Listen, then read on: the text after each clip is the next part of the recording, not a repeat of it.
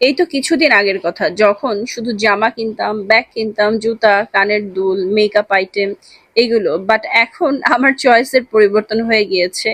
আর সেটা কি, সেটা আমি বুঝার আগে হয়তো বা ফেসবুক বুঝে গিয়েছে। আর এখন বিভিন্ন রং বেরঙের হাঁড়ি পাতিল, বিভিন্ন ক্রোকারিজ আইটেম আর ফ্লাওয়ার, বিভিন্ন ডেকোরেশন আইটেম এগুলোর দিকে খুব ঝোঁক।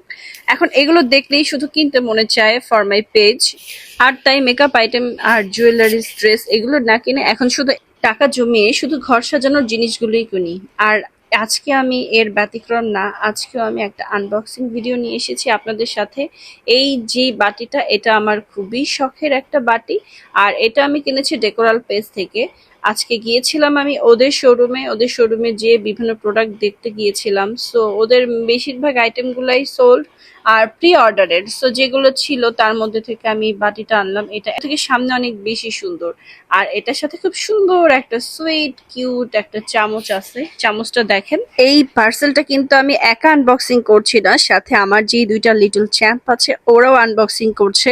আমার বাসায় যখনই কোনো পার্সেল আসে বা আমি কোনো কিছু কিনি, আমার বেবিরা খুবই এক্সাইটেড হয়ে যায়।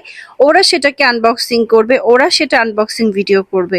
আর তাই আমি ওদেরকে নিয়ে কোনো কিছু করতে খুব বেশি স্বাচ্ছন্দ্য বোধ করি। আফটার অল ওদের মাম্মা যেখানে, ওরাও সেখানে। সো চলুন আজকে এটার প্রাইসটা বলে দিই। এই বাটিটার প্রাইস ছিল 2400 টাকার মতো, বাট আমাকে তারা ডিসকাউন্টে দিয়েছে 1700 টাকার মতো। মেইনলি আমি ওদের লাইভের সব প্রোডাক্ট দেখেই আমি গিয়েছিলাম, বাট সব কিছুই লাইভেই সোল্ড হয়ে গিয়েছে।